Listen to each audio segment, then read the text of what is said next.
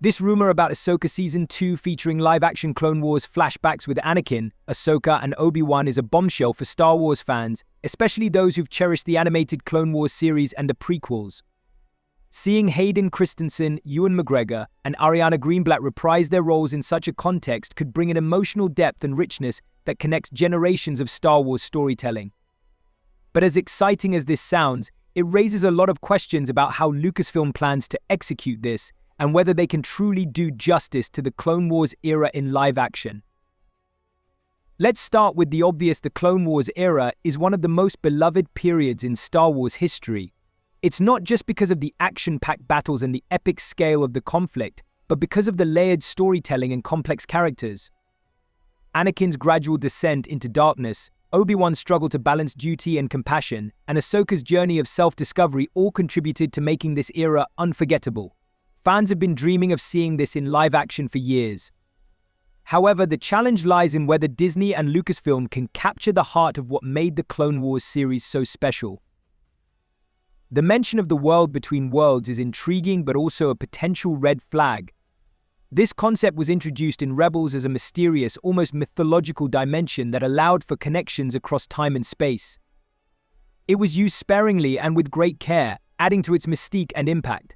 Bringing it back for these flashbacks could be a clever way to explore the past without overloading the narrative with exposition. However, overusing it risks turning it into a deus ex machina that cheapens the stakes of the story.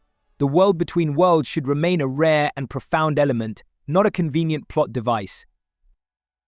The idea of seeing Ewan McGregor as Obi-Wan in his Clone Wars armor is a dream come true for many fans. McGregor's portrayal of Obi-Wan is universally adored, and seeing him interact with Hayden Christensen's Anakin in a live-action Clone Wars setting would be a powerful moment of nostalgia.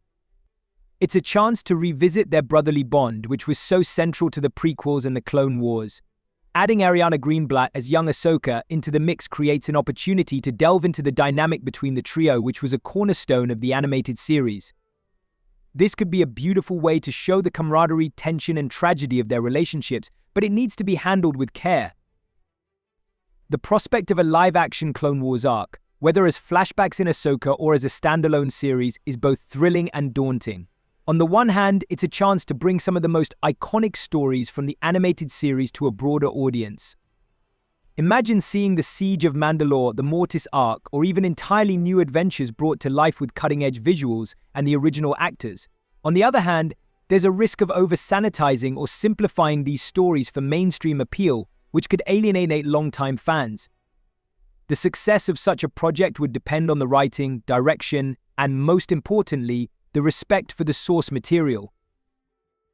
Another exciting element is the rumor about Embo as a villain in the Mandalorian universe. Embo is a fascinating character from the Clone Wars, a bounty hunter with a strong moral code and incredible combat skills. Bringing him into live action would be a treat for fans who appreciate the rich tapestry of Star Wars underworld. It also shows that Lucasfilm is willing to dive deeper into its lore, which is a promising sign if handled correctly. But here's where the cautious optimism comes in. Disney's track record with Star Wars has been inconsistent at best.